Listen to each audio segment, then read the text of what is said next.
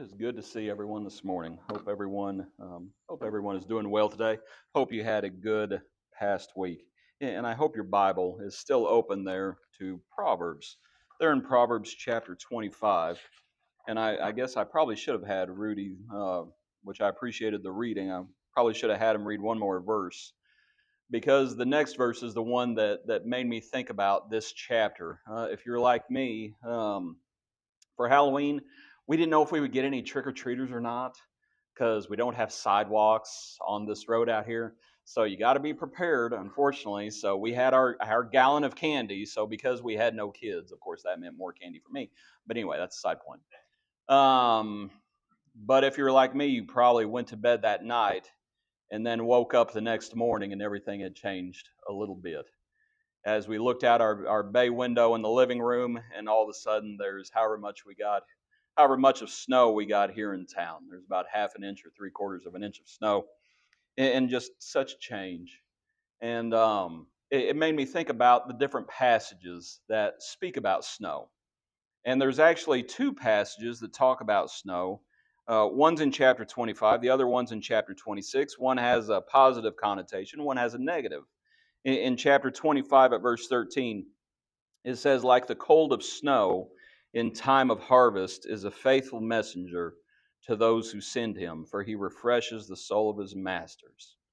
That picture of cold of snow in time of harvest, um, Brad, you're probably thankful as Brad is, I assume, still in mid-harvest, but at the same time, there's probably light at the end of the tunnel and almost wrapping up for the season. And I think that's the picture, that like the cold of snow in time of harvest is a faithful messenger to those who send him. You think about a refreshing day rather than the stifling heat of summer. The other passage that speaks about snow is in chapter 26 at verse 1.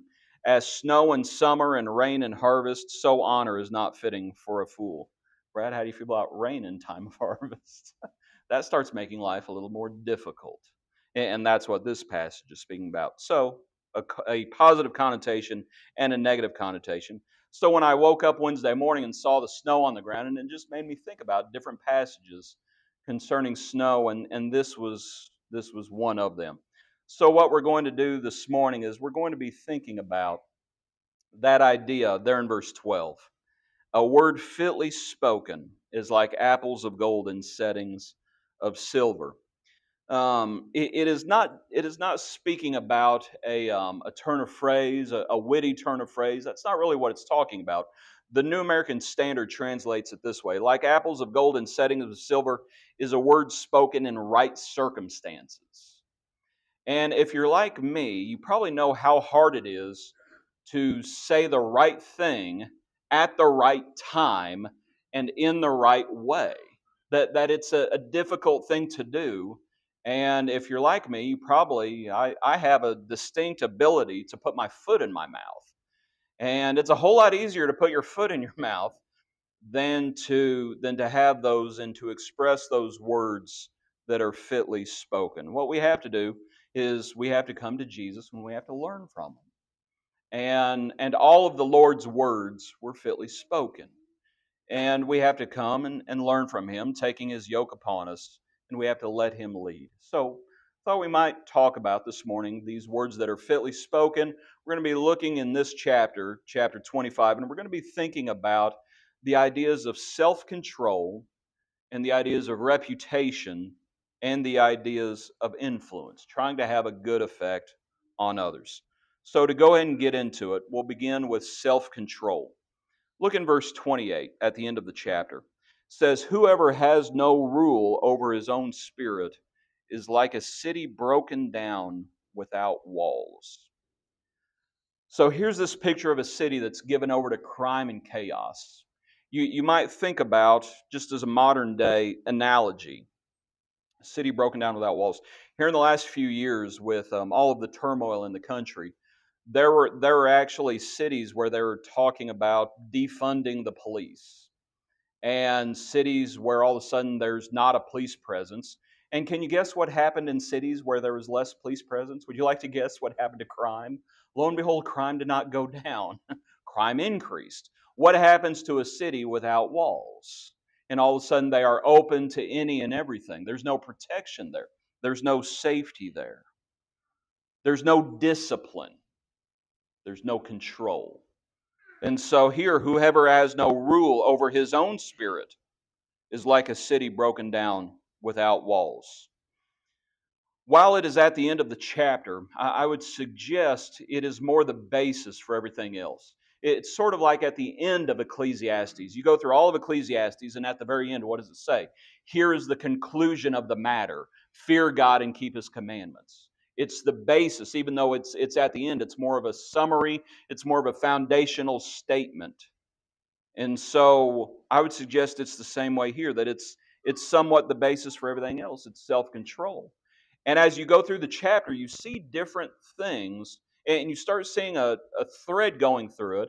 And I tried to look at the chapter and group each verse into one of these three ideas, because you start talking about these ideas that we're talking about: self-control, reputation, and influence. So here with self-control, look in verses 6 and 7. Verse 6, do not exalt yourself in the presence of the king. Do not stand in the place of the great.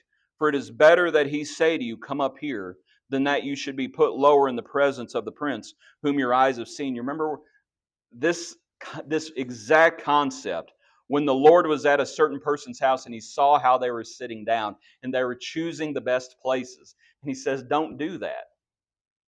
And that's what this concept is talking about. Don't exalt yourself in the presence of the king. They were all looking for the place of honor while Jesus was there.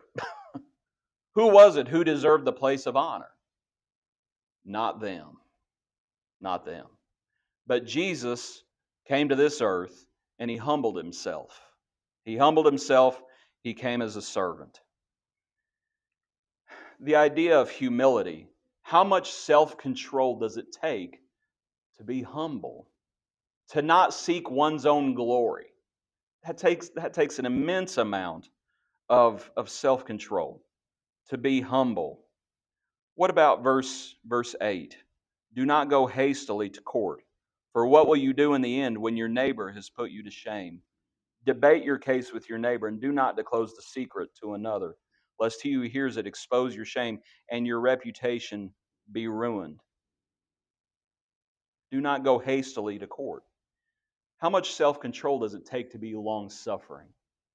You know, we are so ingrained with the idea that if we are done wrong, we have to do something about it now and to not be long-suffering. Christians are called to be different. We are called to be long-suffering and slow to wrath. Not quick to wrath, slow to wrath. It takes an immense amount of self-control. Verse 16 now. Have you found honey? Eat only as much as you need, lest you be filled with it and vomit. How much self-control does it take to be content? And trust me, I fully understand how hard this is. I already referenced the Halloween candy. Okay? It's extremely hard to be content. Because again, we're interested in pleasure. We're interested in what makes us happy, what makes us feel good. And so all of a sudden when we have verses about this, have you found honey? Eat only as much as you need. Okay, He doesn't say don't eat it, but He says eat only as much as you need. Do you remember when Jonathan was in the army and Saul had put them all under an oath saying, we're not going to eat anything until all of my enemies are crushed? And Jonathan, his son, didn't know that he'd put everyone under that oath. So all of a sudden they come into some woods and Jonathan finds some honey and he's famished. And what does he do? He doesn't sit down and consume so much honey that he vomits on the forest floor. He does eat some. He eats a little bit, and then you have the rest of the account. But contentment, godliness with contentment, it is not easy. It takes self-control. When Paul was writing to Timothy and he says, command those who are rich to be rich in good works, I think it's the same idea. Eat only what you need. Consume what you need so that you may be able to help others. Being rich in good works. It takes a lot of self-control to do that. Verse 27, Again, it is not good to eat much honey. To seek one's own glory is not glory. So we have that idea. Self-denial in general, that is not easy. That takes an immense amount of self-control. But that is what we are called to have. We're called to have that sort of self-control. Matthew chapter 16, verses 24 and 25, Jesus said to his disciples, "If anyone desires to come after me, let him deny himself and take up his cross and follow me. For whoever desires to save his life will lose it, but whoever loses his life for my sake will find it." The idea expressed in those first two lines, the idea of taking up our cross, that in and of itself is immensely difficult. But in the latter two lines, for whoever desires to save his life will lose it. That is that's hard. Because what do we want to do? We want to save our life. We want to save our life. And certainly you do have other passages, save yourselves from this perverse generation, and the Lord is interested in our salvation. But how do we find salvation? It's by losing our life. And it's the strangest thing. If I told you the only way to find your keys would be to lose them, what would you say? Would you want to lose your keys? And yet that's what Jesus is saying. The only way to find your life is to lose your life. Wait a minute, what? The only way to be lifted up by the Lord is to be lowly. It's a strange thing, but that is what the Lord calls us to do. To die daily, to deny ourselves daily, to lose our lives daily, to not give in, because we know what the world says. The world says, live for yourself. Live for yourself. Oh, there's a song on the radio, and I'm loath to mention the song. And if you know the song, you know who the singer is, and the singer is, frankly, sometimes reprehensible. But the song is, I can buy myself flowers. I can write my own name in the sand. I can talk to myself for hours. And it's, I can love myself better than you can. It's kind of an ode to selfishness a little bit. Maybe a lot of bit. And the Lord does not call us to be selfish. That's what the world calls us to. The world calls us to selfishness. The Lord calls us to selflessness. And so, we cannot give in to outside influences, and we cannot give in to inside influences. And what I mean by that is, for example, the disciples were in the garden. Jesus had told them, stay here, watch, and pray. Jesus goes a little further. He prays to the Father.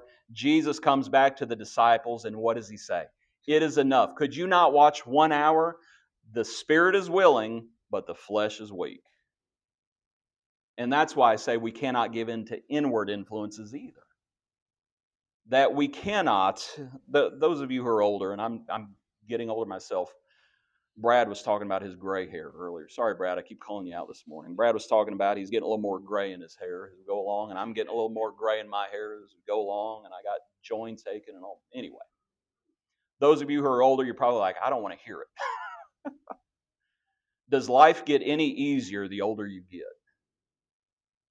I think that's why Solomon said, remember your Creator in the days of your youth before the difficult days come.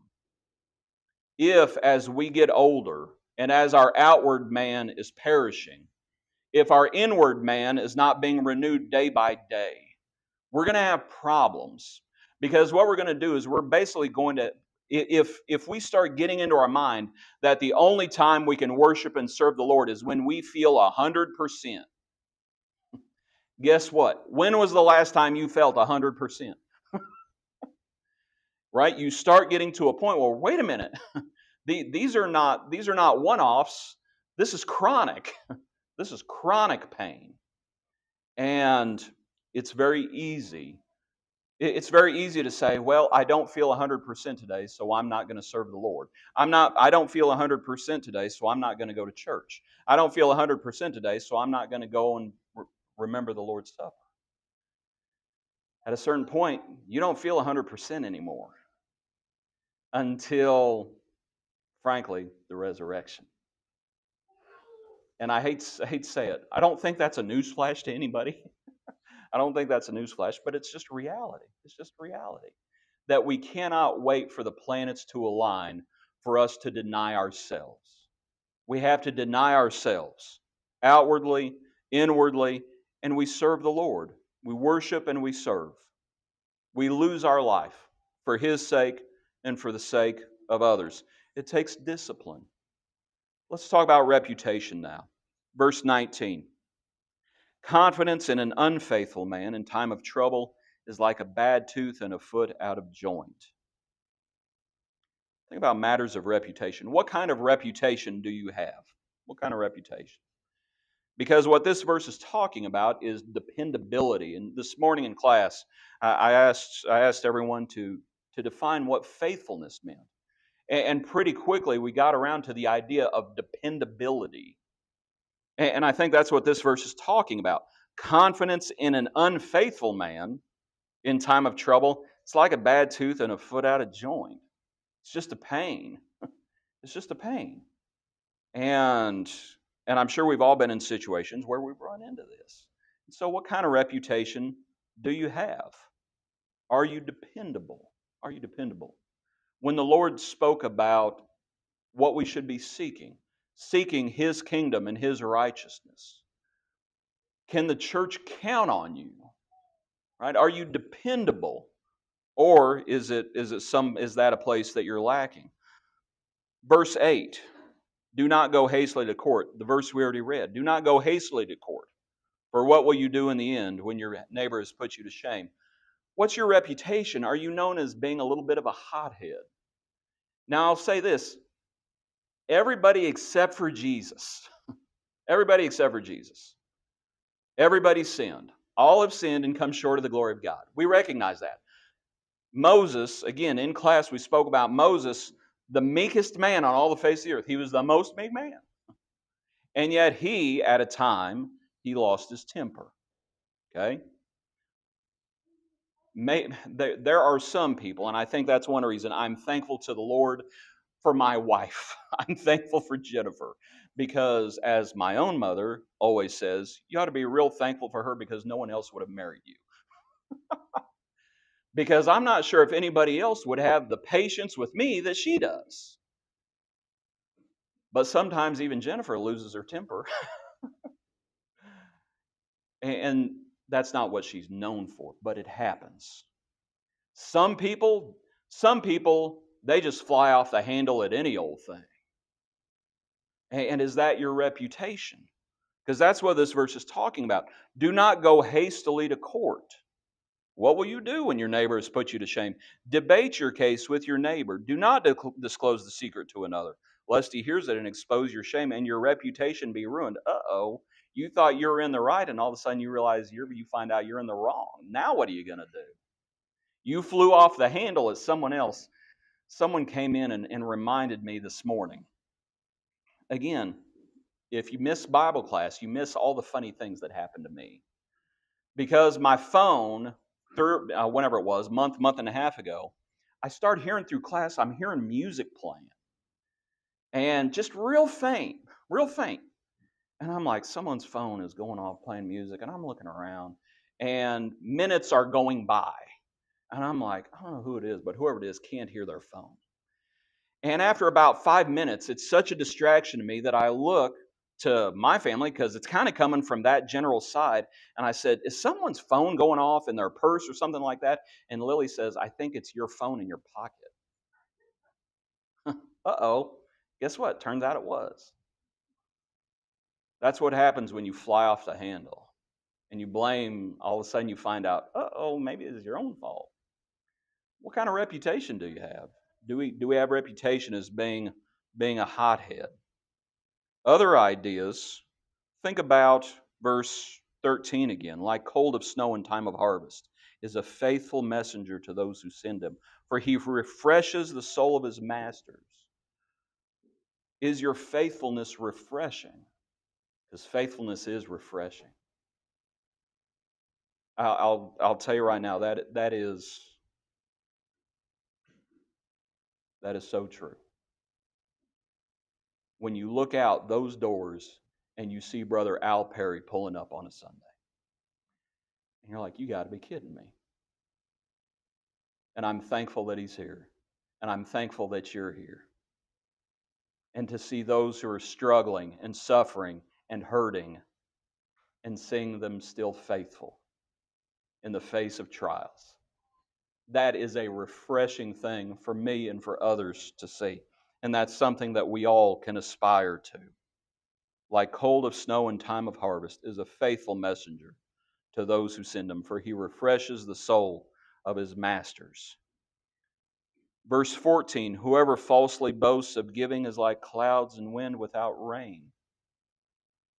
Are you genuine and generous? This verse is obviously in the negative, but you could easily talk about it being in the positive. A false boaster of giving is like clouds and wind without rain. Clouds and wind without rain. What good are clouds and wind without rain? Does that make the grass grow? Not if it doesn't rain. Not if it doesn't rain. Then you have the genuine person who's generous, and they bring the rain. He who waters others will find himself watered. Solomon speaks about in another place. Self-denial again. If we will deny ourselves in the Lord's discipline, we will develop a reputation. Right? Is that your reputation? One of selflessness? Do you have that kind of reputation? Or is it just kind of all about you? If it's all about you, it starts turning real quick into the Pharisee and the tax collector. And the Pharisee said, I do this, I do this, I do this. He prayed. He prayed to God and he said, Soul, I thank thee that I am not like other men. And his prayers got no further than himself, frankly. Back up in Proverbs, though. Come back to Proverbs chapter 10 as we think about developing a reputation, as we exercise self-control. In Proverbs chapter 10 at verse 7, Proverbs 10 at verse 7, it says, the memory of the righteous is blessed, but the name of the wicked will rot. The wise in heart will receive commands, but a prating fool will fall.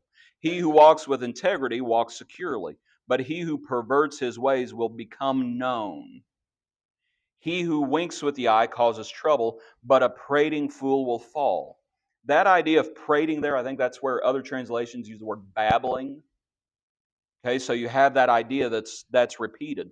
But the reason I wanted to read that passage is to just look at he who perverts his ways will become known. What is that talking about? That's talking about reputation. By their fruits you will know them. Right? Beware of false prophets. And so when we think about what goes into reputation, what are we known for? What are we known as? Reputations can change, but it takes time. It takes time.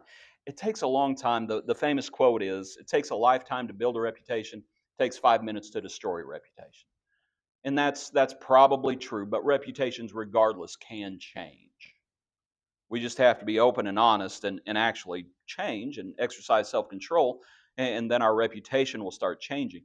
When do we start developing a reputation? How would you answer that question?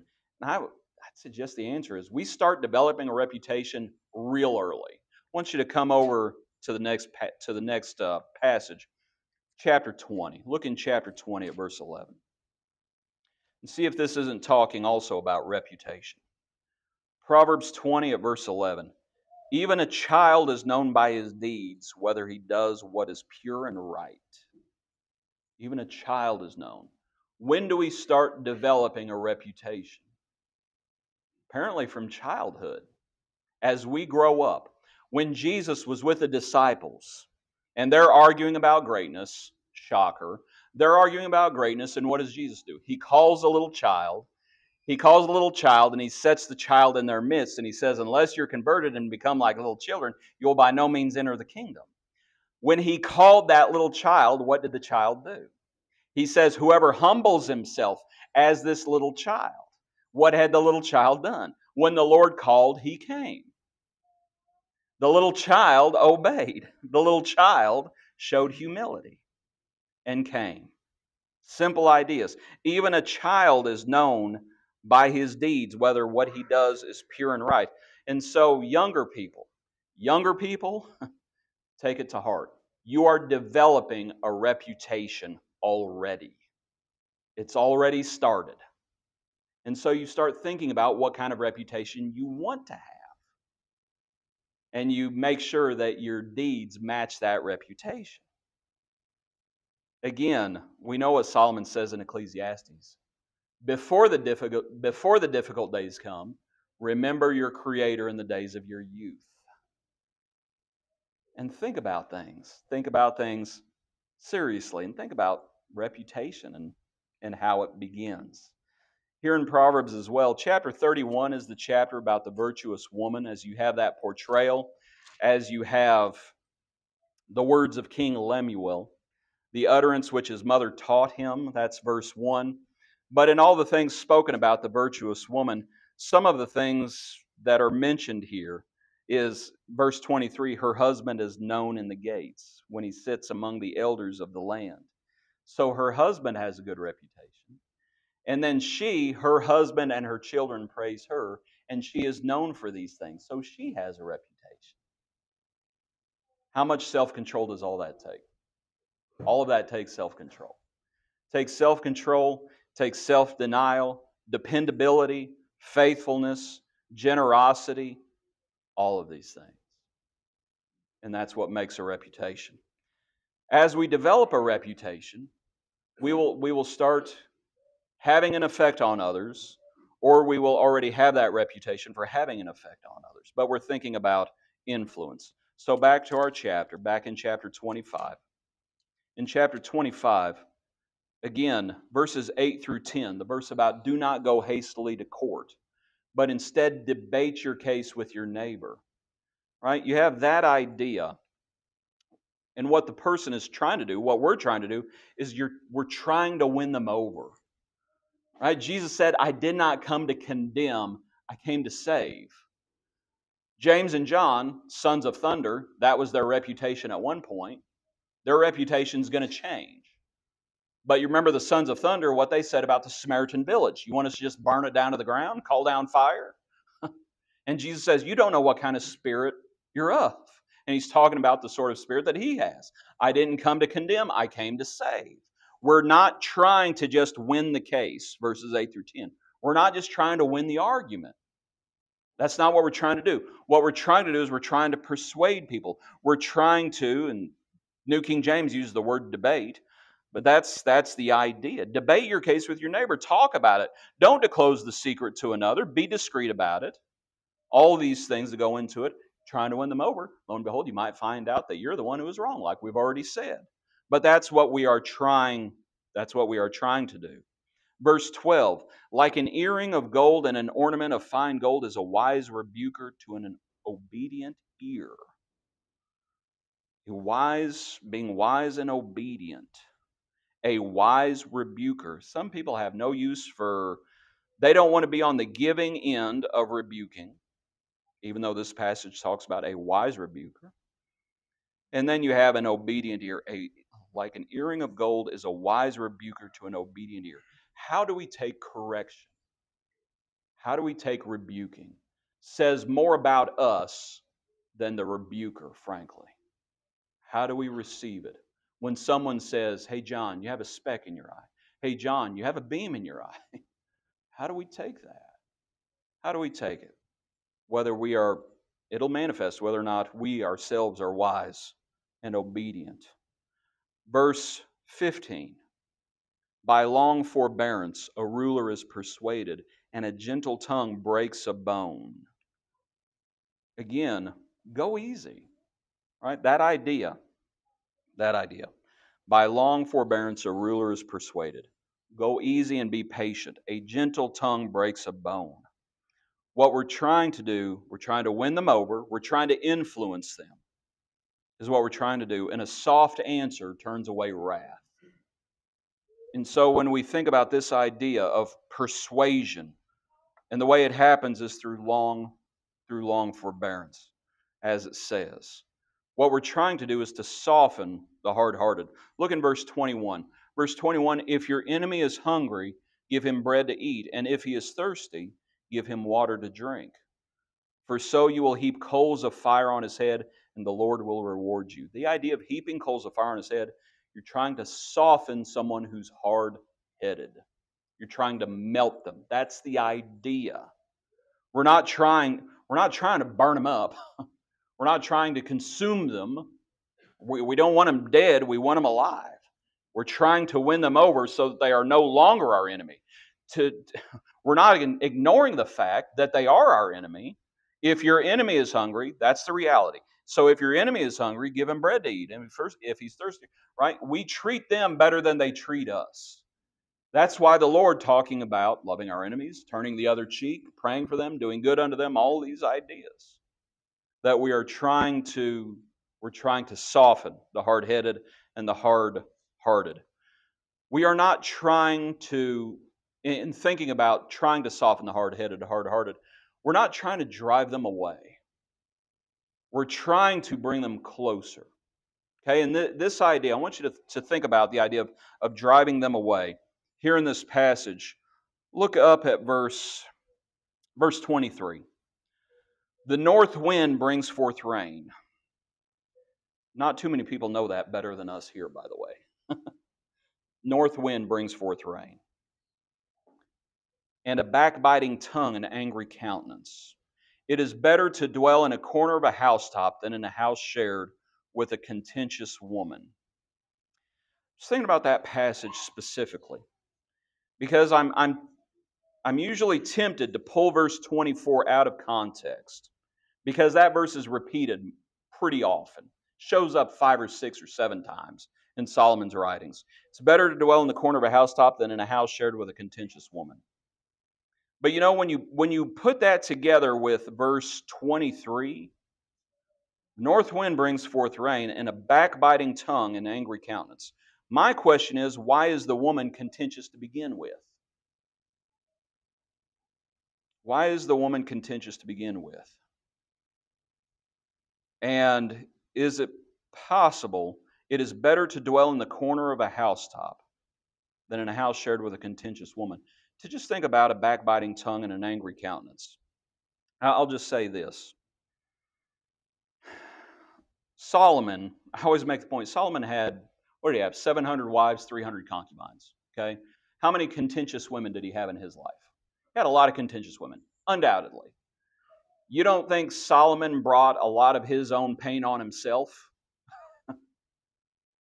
And so the way I've looked at that in times past is, oh, poor Solomon in there with all those contentious women. Poor Solomon. And it's like, well, Solomon, the north wind brings forth rain, and a backbiting tongue and angry countenance. If you don't want to bring forth an angry countenance, if you don't want to make your bride, if you don't want to make your wife contentious, the way to do that is to not have a backbiting tongue. The way to do that is to not stir up trouble. The way to do that is to not be contentious. A man reaps what he sows. All that's to say this. We're not trying to drive anybody into the corner of a housetop. We don't want to do that. We're trying to influence them for good. We're trying to influence them for their good and for God's glory. A little bit earlier in verse 20. Like one who takes away a garment in cold weather, and like vinegar on soda is one who sings songs to a heavy heart. We don't want to do that. We don't want to do that. We want to have an effect on them for their good. Like one who takes away a garment in cold weather. How cruel is that? That when someone is cold and freezing, to take their coat away. And then Jesus comes on the scene and says, if anyone asks for your tunic, what do you do? Right? Just the opposite. How do you turn an enemy into a friend? You love your enemy. You do good unto them. You pray for them. You're a blessing upon them. Influence. How hard is that to do? That's hard.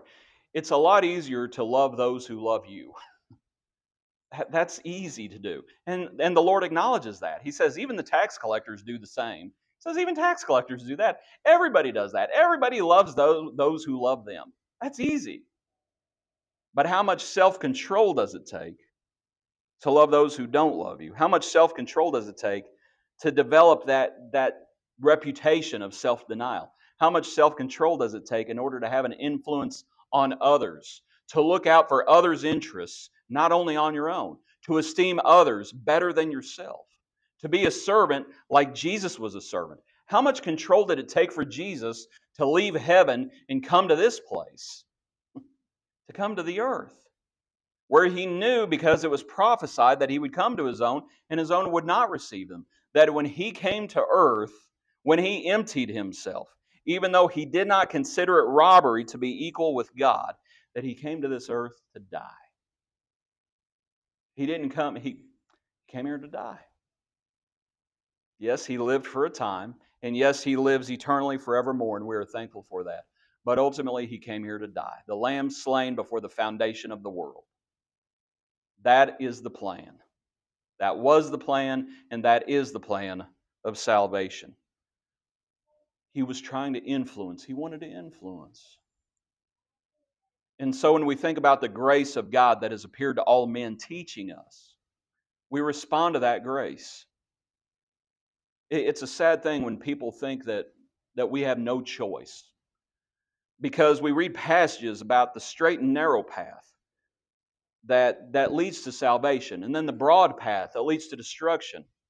And to say, well, people have no choice about that, like so many people in the religious world believe, by the way, think we have no choice. We very much have a choice, and Jesus came giving all men the choice. And he's trying to persuade, and he's still trying to persuade us to choose for ourselves this day whom we will serve. Whether the Lord or whether the idols of the land, whatever they may be. We choose for ourselves who we will serve. And what the Lord does is the Lord tries to influence us. All things work together for good for those who love God. The influence of the Lord. Self-control, reputation. And then here, influence and a good effect. We do not want to be like that person. Like vinegar on soda is one who sings songs to a heavy heart. You know, when you're really struggling and going through something.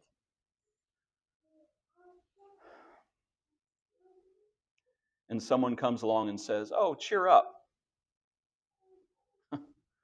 You should be happy." And we rejoice. It's not like the world rejoices. But at the same time, we are called to weep with those who weep. And if we do not weep with those who weep, we are not using our influence for good. We weep with those who weep, and we rejoice with those who rejoice. Did Jesus rejoice with those who rejoiced? Where was the first miracle done? A wedding feast in Canaan. He rejoiced with those who rejoiced. But then 3 years later in Bethany, when Martha and Mary are almost inconsolable and they're weeping over their brother who had died, what does Jesus do? He wept with those who wept. He rejoiced with the rejoicing, and he wept with the weepers. Influencing as he went along for those who were open to his influence, for their good and for God's glory. We might think about Proverbs 25, and we haven't even read all the verses. But you might think all these verses are just sort of random thoughts. And I would suggest they're not really random thoughts when you look at them. What it actually is, it's a portrayal it is a portrayal of wisdom and righteousness. Go back to the scripture reading in verse 2. It is the glory of God to conceal a matter, but the glory of kings to search out a matter. That verse might show up tonight in our Zoom study. As the heavens for height and the earth for depth, so the heart of kings is unsearchable. Take away the dross from silver, and it will go to the silversmith for jewelry. Take away the wicked from before the king, and his throne will be established in righteousness. Here are the Proverbs of Solomon, which the men of Hezekiah, king of Judah, copied. Isn't that an amazing verse? They didn't want these things lost. They wanted it for their benefit, so they wrote it down, and they wanted it for others' benefits, so they wrote it down. In Hezekiah's time, with all of Hezekiah's reforms, these things that were handed down orally up until this point, in Hezekiah's time, said, write it down. Because this is wisdom, and this is righteousness. So here, it is the glory of God to conceal a matter, but the glory of kings to search out a matter. That verse, it is the glory of God to conceal a matter. How do you feel about that? It is the glory of God to conceal a matter, but it's the glory of kings to search out a matter. You know what we want the Lord to do? We want the Lord to just give us everything on a silver platter and to just, there it is. And yet, we have this verse. It's the glory of God to conceal a matter. I'll tell you what I'm going to mention tonight, just in case you're not on the Zoom study. Because whether we're talking about Proverbs or parables, there's something interesting. With the parables, you want to guess how many, and at a certain point, the Lord's disciples, they ask, why do you speak to them in parables? These stories, why do you talk to them like that?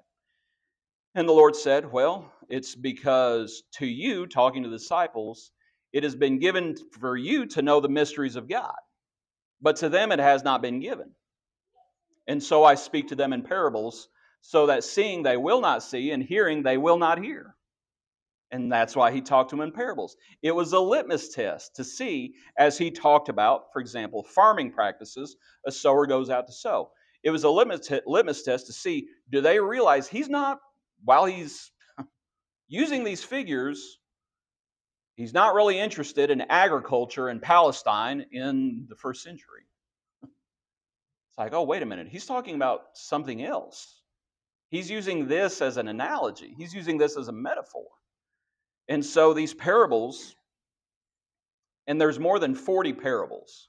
There's more than 40.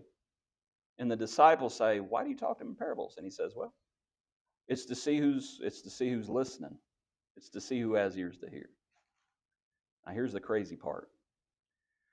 Because he tells the disciples, for it is for you to know the mysteries. But for them, So he speaks to them privately. In the Bible, of more than 40 plus parables, how many do we actually have the inspired explanation of those parables? More than 40 of them. Remember, it's the glory of God to conceal a matter. It's the glory of kings to search out a matter. So parables, same way, things are concealed. How many parables have divine explanations? More than 40 were given. We have 2 that are explained. The parable of the sower and the parable of the wheat and the tares, where the Lord himself explains them. Other than that, what do we have to do? Tonight's study is called The Diligent Worker. And this is why study is so important. Because it's the glory of God to conceal a matter. It's the glory of kings to search out a matter. Because the Lord wants to know who has ears to hear and who has eyes to see. Because most people, it's whoop in one ear, whoop out the other ear. And so we read these parables, we read these proverbs, and we think, oh, just random thoughts. No. This is wisdom and this is righteousness. And so we look at these things and we apply them to our lives. Self-control. Reputation, as we apply them to our lives, and then we share them with others and we influence. Come to Romans 12, and then the lesson's yours. Romans 12 is where one of the verses that we looked at was actually quoted. Romans chapter 12, verse 9. A word fitly spoken. Romans chapter 12, verse 9. Let love be without hypocrisy. Abhor what is evil. Cling to what is good. Be kindly affectionate to one another with brotherly love. in honor giving preference to one another, not lagging in diligence, fervent in spirit, serving the Lord, rejoicing in hope, patient in tribulation, continuing steadfastly in prayer, distributing to the needs of the saints, given to hospitality.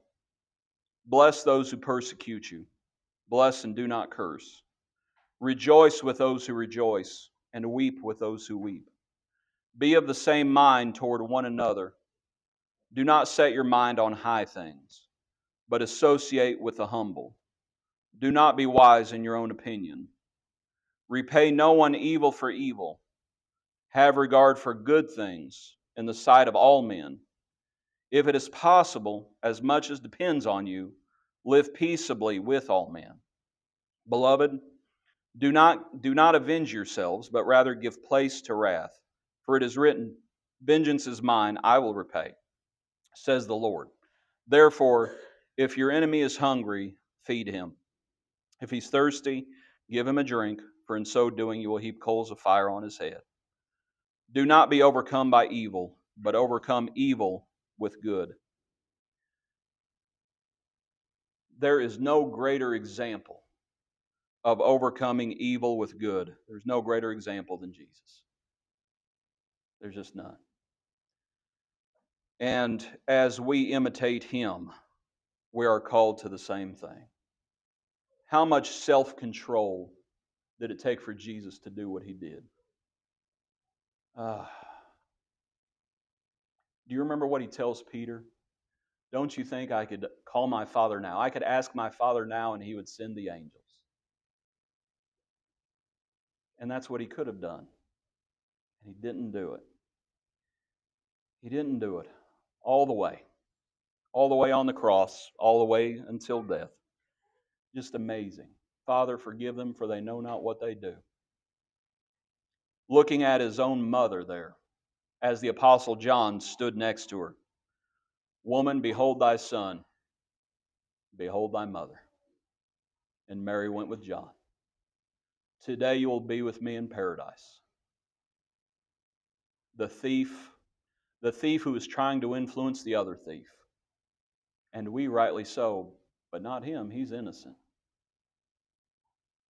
It is finished. What kind of reputation did he have? And this one's a little tricky, but I think here we see one of the hang-ups. Because what kind of reputation did he have? Well, among some people it wasn't a very good one. Was that his fault? No. Among a lot of people he did not have a very good reputation. But among those who knew better, among those who believed, we have come to know that you are the Christ. You have the words of life. Son of the living God. To you, what kind of reputation does Jesus have? You can talk about everybody else, but what about you? If you're not a Christian here this morning, what is Jesus to you? Who is Jesus to you? And if you're not a Christian this morning, the question you need to ask yourself is, have you allowed Jesus to influence you? Because that's a question of effect. And so when we think about the gospel and we think about influence, let the Lord influence you. Let the Lord influence you for your own good and for His glory. The Lord came to save you. He came to save you. He could have stayed in heaven if He wanted to. He could have, but He didn't. He exercised self-control, denying Himself. He made Himself of no reputation. According to Philippians, He emptied Himself, and He did it all to influence you. If you're here this morning, if you're not a Christian, do not be overcome by evil, but overcome evil with good. And so, the lesson is yours. If you're here this morning, if you need to respond, turn from your sins. Make the good confession, Jesus Christ is the Son of the living God, and be baptized. Let the Lord influence you. Let the Lord have an effect on you. take advantage of those words that were fitly spoken. Father, forgive them, for they know not what they do. What must we do to take advantage of the Lord's forgiveness? Repent and be baptized, every one of you, in the name of Jesus for the remission of sins. The blessing is yours. Please come this morning while we stand and while we sing today.